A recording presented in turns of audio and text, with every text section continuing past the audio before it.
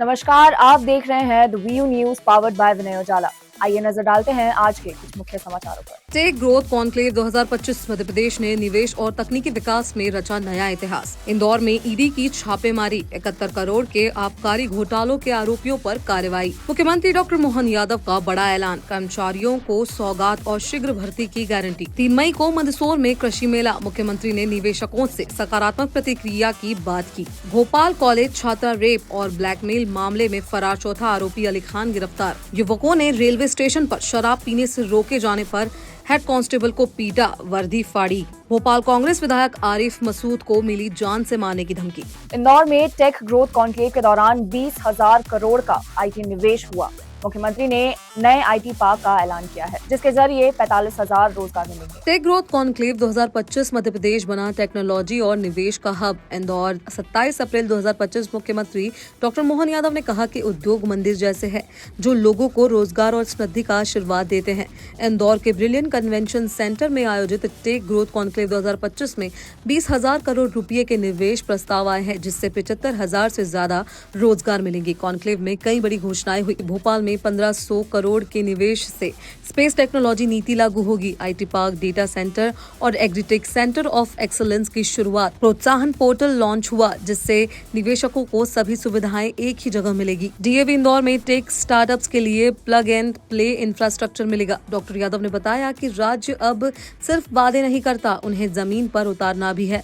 मध्य प्रदेश जल्द ही देश का टेक्नोलॉजी हब बनेगा। कॉन्क्लेव में देश विदेश के निवेशकों ने भाग लिया और मध्य प्रदेश की नीति, तेज कार्य प्रणाली और सकारात्मक माहौल की जमकर सराहना की।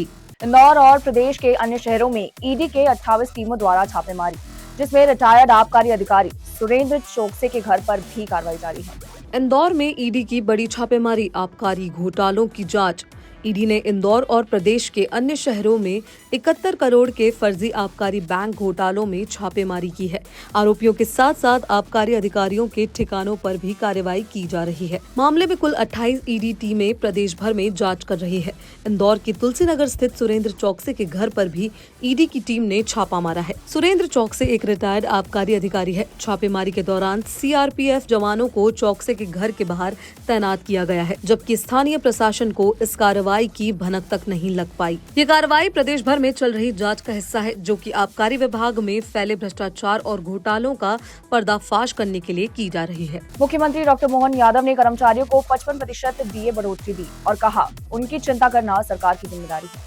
मुख्यमंत्री डॉक्टर मोहन यादव का बड़ा बयान, कर्मचारी अधिकारी हमारे परिवार के अंग हैं, उनकी चिंता करना हमारा काम। मुख्यमंत्री डॉक्टर मोहन यादव ने राज्य के कर्मचारियों और अधिकारियों को बधाई दी और कहा कि उनकी सरकार लगातार हर वर्ग में कल्याण के लिए काम कर रही है। उन्होंने बताया कि जब केंद्र सरकार ने 55% डीए बढ़ाया, तो राज्य कर्मचारियों को भी इसका लाभ दिया गया है।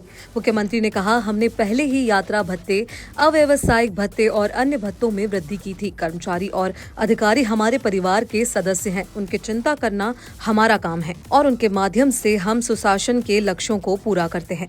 इसके अलावा मुख्यमंत्री ने यह भी कहा कि राज्य की सभी परीक्षाओं के लिए समय पर भर्ती होगी और एमपीपीएससी की परीक्षाओं के रिजल्ट जल्दी जारी होंगे, ताकि साल में एक बार परीक्षा हो, जैसे यूपीएससी की होती है। मैं राज्य के अधिकारी कर्मचारियों को बधाई देना चाहूँगा। हमारी सरकार लगातार हर वर्ग के कल्याण के लिए काम कर रही है। ऐसे में अधिकारी कर्मचारी तो ये हमारे लिए शासन की नीतियों का नीचे का क्रियान्वयन कराने की सबसे महत्वपूर्ण इकाई है। और ऐसे में जब भारत सरकार ने 55% डीए बढ़ाया, तो हमने अपने राज्य के कर्मचारियों के लिए भी ये सौगात दी है। उल्लेखनीय के पहले ही हमने यात्रा भत्ते, अव्यावसायिक भत्ते, ऐसे कई प्रकार की योजनाओं में पहले हमने उनकी अपनी राशि में वृद्धि की थी और हम इसमें फिर एक प्रकार से हमारे परिवार के अंग है कर्मचारी अधिकारी, उनकी चिंता करना हमारा काम है और उनके माध्यम से सुशासन के सारे लक्ष्य हासिल किए जाते हैं। मेरी अपनी ओर से हमारी सरकार लगातार इस वर्ग के लिए ध्यान देगी। एक और निर्णय हम कर रहे हैं, हमारी सभी प्रकार की परीक्षाओं के लिए समय पे भर्ती हो जाए, सभी पदों के लिए कभी कहीं कोई स्थान खाली न रहे। इस प्रकार से हम अपनी एमपीपीएससी की भी एग्ज़ाम कराने के दिशा में काफ़ी अच्छे से आगे बढ़े हैं। बहुत जल्दी उसके रिजल्ट आएंगे, ताकि साल में एक बार परीक्षा होगी, जैसे यूपीएससी की होती है, उसी प्रकार से एक ही परीक्षा में सब प्रकार के अलग अलग श्रेणी के योग्य लोगों का चयन होगा। मैं कोशिश करता हूं कि यशस्वी प्रधानमंत्री के नेतृत्व में सुशासन के लिए ऐसे सारे उपाय करना जरूरी है जिनके माध्यम से सभी वर्गों का भरोसा भी बना रहे और वो राज्य की बेहतरी के लिए बेहतर से बेहतर कर सके। आइए हम सब संकल्प करें, यशस्वी प्रधानमंत्री के नेतृत्व में मध्य प्रदेश भी कदम से कदम मिला के चले। मुख्यमंत्री ने एमपी टेक कॉन्क्लेव के निवेश में कृषि क्षेत्र के प्रगति में जोर दिया। मुख्यमंत्री डॉक्टर मोहन यादव ने कहा कि इंदौर में हुए एमपी टेक ग्रोथ कॉन्क्लेव में निवेशकों से अच्छा रिस्पांस मिला है। कॉन्क्लेव में 4 नई नीतियों की गाइडलाइन जारी की गई है ताकि प्रदेश तेजी से आगे बढ़े और युवाओं को रोजगार मिले। मुख्यमंत्री ने बताया कि मध्य प्रदेश अब साइंस और टेक्नोलॉजी के क्षेत्र में भी तेजी से आगे बढ़ रहा है और व्यापार करना आसान बनाया जा रहा है। किसानों की आमदनी बढ़ाने के लिए कृषि और खाद्य संस्करण के क्षेत्र पर भी फोकस किया जा रहा है। इसी के तहत 3 मई को मंदसौर में बड़ा मेला लगाया जाएगा, जहां खेती, बागवानी और प्राकृतिक खेती से जुड़ी नई तकनीकों की जानकारी दी जाएगी। बीते दिन इंदौर में आईटी के सेक्टर को जिस प्रकार से रिस्पांस मिला है, ये हमारे लिए उत्साहवर्धक है। हमने जैसे पहले कहा कि हम युवाओं के रोजगार को लेकर के, मध्य प्रदेश की प्रगति को लेकर के, नई टेक्नोलॉजी को अपनाने को लेकर के जो 4 नीतियां हमारी सरकार के द्वारा अपनाई गई है, ये अद्भुत है और कई अर्थ में कई देश के कई राज्यों को हमने पीछे छोड़ा है। हम सब उम्मीद करते हैं कि मध्य प्रदेश साइंस टेक्नोलॉजी में भी बहुत आगे बढ़ेगा और जिस प्रकार के एक एक मंत्रालय के रोजगार के अवसर को सृजन कराने के लिए, उनकी सुव्यवस्थित व्यवस्था के लिए न केवल पॉलिसियों का हम सार्वजनिक प्रकाशन कर रहे हैं या नीति को मंजूरी दे रहे हैं, बल्कि ये सरलता के साथ लोग व्यापार व्यवसाय कर सके उसकी सारी सुगम व्यवस्था बना रहे हैं।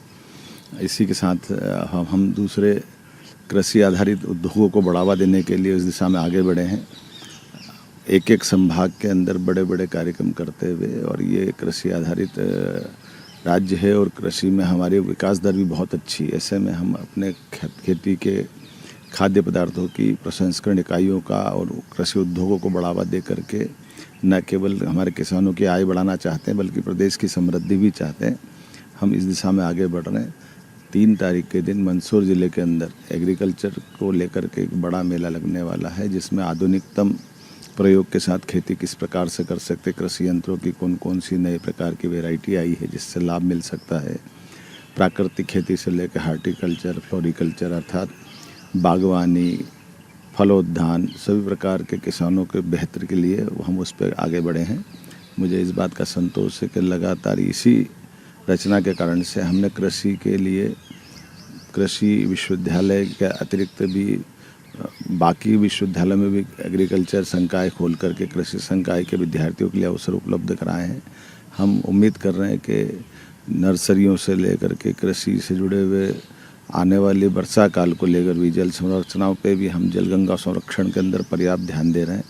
एक एक करके सारे सेक्टर को कवर करते हुए हम अपने राज्य की बेहतरी के लिए भी और यशस्वी प्रधानमंत्री श्रीमान नरेंद्र मोदी जी के साथ कदम से कदम मिला करके मध्य प्रदेश सरकार चल पाए, इस तरह की व्यवस्था बना रहे हैं। भोपाल में 3 छात्राओं के रेप और ब्लैकमेलिंग के मामले में फरार अली खान को पुलिस ने गिरफ्तार कर लिया है। भोपाल के निजी कॉलेज की 3 छात्राओं से रेप और ब्लैकमेलिंग के मामले में फरार आरोपी अली खान को पुलिस ने उसकी गर्लफ्रेंड के घर से गिरफ्तार कर लिया है। अली 3 दिन से फरार था। उससे पहले मुख्य आरोपी फरहान अली उर्फ फराज समेत 3 लोग पकड़े जा चुके थे। जांच में खुलासा हुआ है कि गिरोह 4 साल से सक्रिय था और हुक्का लाउंज व कॉलेज में हिंदू लड़कियों को फंसाता था। फरहान ने बहन की मौजूदगी में भी छात्रा से जबरदस्ती की थी। मुख्यमंत्री डॉक्टर मोहन यादव ने कहा कि राज्य में लव जिहाद जैसे अपराध बर्दाश्त नहीं किए जाएंगे। पुलिस अब अली का रिमांड लेगी और पूरी गैंग के खिलाफ सख्त कार्रवाई की तैयारी कर रही है। थाना सुका गार्डन का एक और आरोपी था सैयद अली, उसको पुलिस ने अभी पकड़ा है, उससे पूछताछ चल रही है और पहले ही 3 आरोपी गिरफ्तार हो चुके हैं जो कि पुलिस रिमांड में हैं और बाकी की इन्वेस्टिगेशन अभी और चल रही है। इन्वेस्टिगेशन कलेक्शन हो रहा है, इन्वेस्टिगेशन के दौरान एविडेंस का कलेक्शन किया जा रहा है और जो फरार आरोपी हैं उसमें भोपाल की पुलिस जो है विभिन्न स्थानों पर उनकी तलाश कर रही है। भोपाल के रानी कमलापति रेलवे स्टेशन पर नशे में युवकों ने हेड कांस्टेबल दौलत खान पर हमला कर दिया था। उनकी वर्दी फाड़ दी।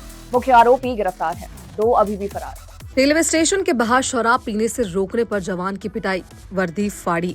भोपाल के रानी कमलापति रेलवे स्टेशन पर नशे में धूत युवक ने रेल पुलिस के हेड कांस्टेबल दौलत खान पर हमला कर दिया। आरोपियों ने जवान की वर्दी फाड़ दी, गाली गलौज की और धार्मिक टिप्पणियां की।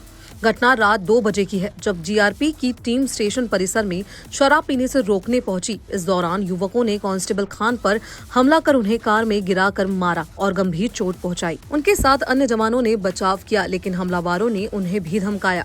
मुख्य आरोपी जितेंद्र यादव को गिरफ्तार कर लिया गया है, जबकि 2 अन्य आरोपी फरार है। पुलिस ने आरोपियों के खिलाफ गंभीर धाराओं में एफआईआर दर्ज कर छापेमारी शुरू कर दी है। इस घटना का वीडियो सोशल मीडिया पर वायरल हो गया, जिससे पुलिस की सुरक्षा और असामाजिक तत्वों के बढ़ते प्रभाव पर चिंता बढ़ गई है। रानी कमलापति जो रेलवे स्टेशन है वहाँ पर जो पार्किंग एरिया है वहाँ पे शनिवार की रात में एक घटनाक्रम हुआ, जिसके अंदर कुछ लोग जो है 3 लड़के और एक लड़की पार्किंग एरिया के अंदर एक गाड़ी में बैठकर शराब पी रहे थे, जिसमें पुलिस की पेट्रोलिंग पार्टी के द्वारा उनको पकड़ा गया और उसके बाद में फिर वहाँ पर कार्रवाई करने हेतु जब वो पहुँचे तो उनके साथ में जुमा झटकी हुई। उसमें से एक जो पुलिस हेड कांस्टेबल है उसकी वर्दी वगैरह भी जो है वो उसके अंदर जुमा झटकी में फटी है। उसके अंदर एक आरोपी को घटनास्थल से ही गिरफ्तार कर लिया गया था, जिसका नाम जितेंद्र यादव है, और बाकी 2 अन्य आरोपी और वो महिला जो है वो वहाँ से फरार हो गए थे। उसके बाद मामला पंजीबद्ध करके 132 BNS 296 351 और 36 के अंदर पंजीबद्ध कर अग्रिम कार्रवाई की जा रही है। जो अज्ञात आरोपी है उसमें से एक आरोपी दिलीप अहिरवार जो करोन का रहने वाला है, जिसके ऊपर पहले 2 मामले भी पंजीबद्ध हो चुके हैं, उसको आइडेंटिफाई कर लिया गया है। उसको हमारी पुलिस जो है वो पकड़ने का प्रयास कर रही है और साथ में बाकी जो एक और अज्ञात आरोपी है उसका भी हम लोग पता कर गिरफ्तार करने की कोशिश कर रहे हैं। सोशल मीडिया पर लिखा, कल मसूद को मार दूंगा, जेल से छुड़ाने की जिम्मेदारी कौन लेगा। भोपाल से बड़ी खबर, कांग्रेस विधायक आरिफ मसूद को मिली जान से मारने की धमकी। सोशल मीडिया पोस्ट से सनसनी। कांग्रेस विधायक आरिफ मसूद को सोशल मीडिया पर जान से मारने की धमकी दी गई है। सोशल मीडिया पोस्ट में लिखा गया, मैं कल मसूद को मार दूंगा, जेल से छुड़ाने की जिम्मेदारी कौन लेगा। धमकी सामने आने के बाद विधायक मसूद ने पुलिस में शिकायत दर्ज कराई है। मामले की गंभीरता को देखते हुए पुलिस ने जांच शुरू कर दी है और साइबर सेल को भी अलर्ट कर दिया गया है। आरिफ मसूद ने कहा कि ये कोई पहली बार नहीं है जब उन्हें निशाना बनाया जा रहा है। उन्होंने प्रशासन से त्वरित कार्रवाई की मांग की है। फिलहाल पुलिस आरोपी की पहचान और लोकेशन ट्रेस करने में जुटी है। ऐसी ही खास खबरों के लिए बने रहे हमारे साथ द व्यू न्यूज पर, पावर्ड बाय विनय उजाला।